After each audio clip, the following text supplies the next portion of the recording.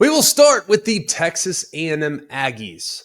Last year, remember, rewinding back to the beginning of the 24 season, 24 campaign, so let's go all the way back to February of last year, we all looked at the hiring of Mike Elko and felt like this is about as solid a hire as you can have. He's stable. He's already proven to be able to win. He's going to unify and create alignment. It's not going to be volatile. And with all due respect to Jimbo Fisher and the program that he created and frankly had some success with, it was a volatile program. Week to week, you never really knew what you were going to get. But when we got Mike Elko into the driver's seat there in College Station, you felt pretty good about what you were going to get from week to week.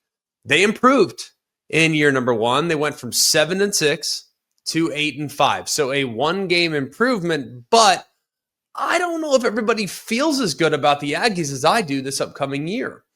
I look at how they finished the season and how disappointing that final month was. And it's understandable that Aggie fans are probably sitting there thinking, not bad. I mean, we made some strides, but for the most part, with the defense we had and the personnel we had, we probably should have been a little better in the win-loss column. And then they're looking at this upcoming season where BetMGM has them at just 7.5 wins. And you're wondering, all right, what is the ceiling for the Aggies here in 25? Well, let's look at returning production. The S&P Plus measures returning production. It's Bill Connolly's metric. He does a great job. He does it offensively, defensively. This is snaps played, rushing and receiving production, all this other stuff, starts along the offensive line, all that. So you look at where Texas A&M is coming into the year, they're actually 6th on the S&P Plus returning production rankings.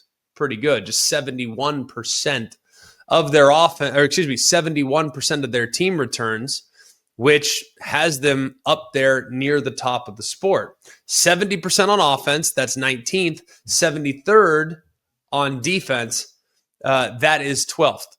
73% on defense, 70% on offense. That's 19th and 12th offensively. 19th, defensively is 12th.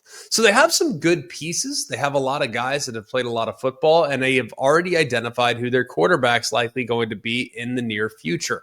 Marcel Reed was thrust into the lineup last year, a little early in the season because of injury, but then because of play and performance, he was the guy down the stretch. And while it wasn't great down the stretch, he lost 4 of his last 5 starts.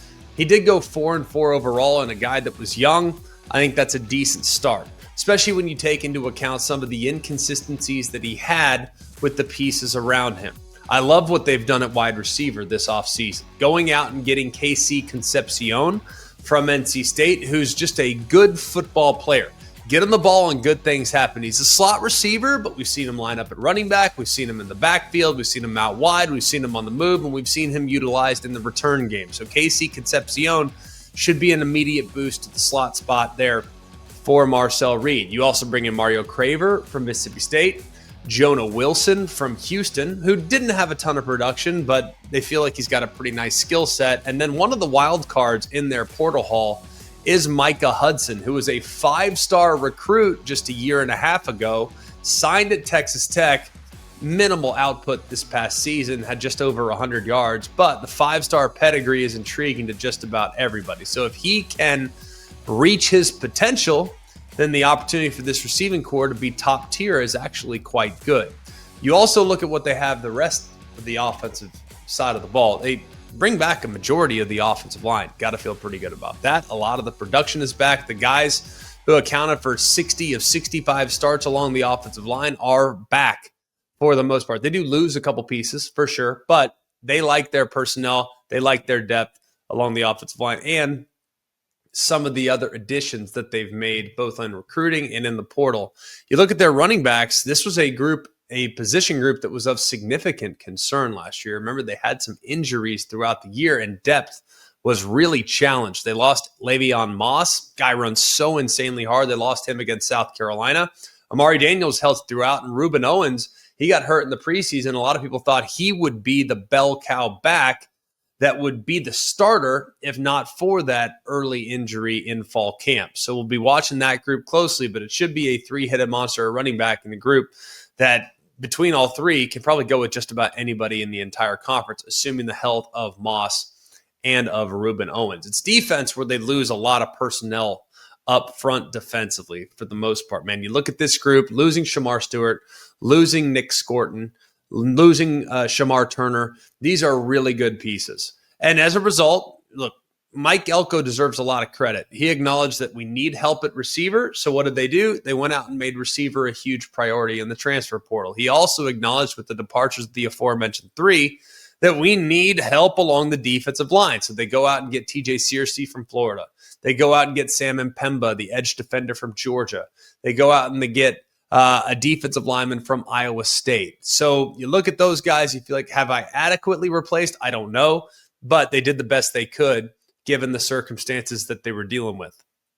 You look last year at the personnel defensively, and you think probably with those guys I already referenced along the D-line, this would be a pretty good group. Statistically speaking, they really weren't that good. They gave up almost 5.5 yards of play. That was 55th in the country. They gave up nearly 4 yards per carry on the ground. With a defensive line like that, to give up nearly 4 yards per carry is alarming. They were 53rd in the country against the run on a per-run basis. That's not good.